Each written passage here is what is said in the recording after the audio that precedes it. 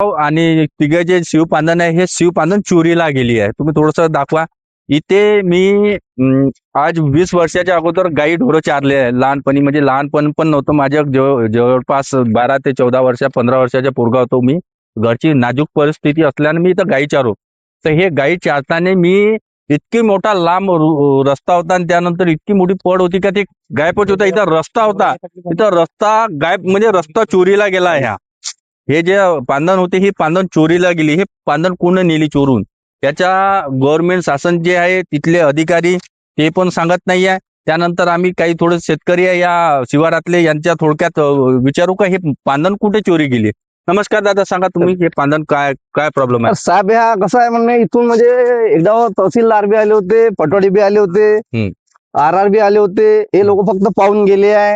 आणि समोरचे व्यक्ती असे म्हणून राहिले की तुम्ही मंदातून घेता का तुम्ही एका काठून आणता बा, म्हणजे अतिक्रमण जे झालाय ते. तर समोरचे व्यक्ती असे म्हणून राहिले का मधात अतिक्रमण नाही बा, तुम्ही समोरून आणा बा. तर कोणी याच्यामध्ये कोणी लक्ष देऊन नाही राहिलं. हे पहा बरं, आम्हाला बंडी वगैरे काहीच नाही आणतायत. समोरच्या दुसऱ्याच्या वावरातून आला तर तो चिल्लावते. तो म्हणते की माझ्या वावरातून तुम्ही कसे येऊन राहिले बा, माझ्या इकडं कसं येऊन राहिले बा वावरातून. आम्ही मग जाऊ कुठून साहेब.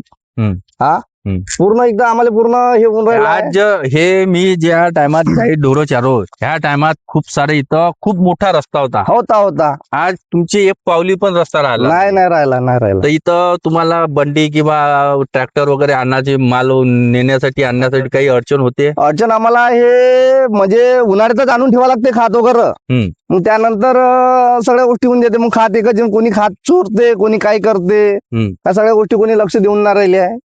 बरं, मी थोडस ड्रोन न दाखवेन तुम्हाला, कारण तो एक नेर आलाय. तर ह्या नेर पासून सरळ खदानपर्यंत तिघही रोड पर्यंत जायचे हा रोड. तर हा रोडच गायब आहे. तुमचे हे जे शेतकरी इथले हे तर मला माहित नाही कोण शेतकरी आहे, पण यांनी फक्त धुरा ठेवला आहे एकामेकाच्या याच्यात.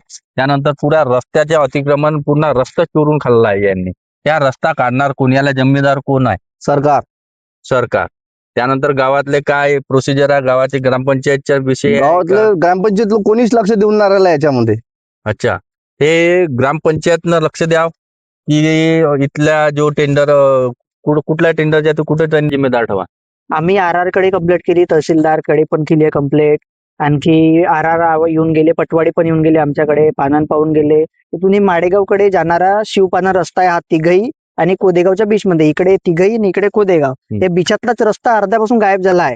आणि इथून अर्धा रस्ता आहे खदानीपर्यंत, तिथून तिकडे आणखी तिघही रोड पर्यंत रस्ता गायब झाला आहे. तर याच्यात RR पण आले, काही आले. तर काही लोक म्हणते RR आल्यावर का आम्ही नाही देत, आम्ही हे करतो, आम्ही ते करतो. कोणत्या नेत्याजवळ गेले असन, कुठं काही गेले असन, तर तसं बी केअर करून पाहिला मी, त्याच्यानुसार आमच्या काही रस्ता भेटला नाही. तर आता आमची अशी विनंती आहे का तुमच्या मार्फत जर आमची पानन खुली होत असेल तर आम्ही शेतकऱ्यांना फायदाच आहे बा त्या गोष्टीचा.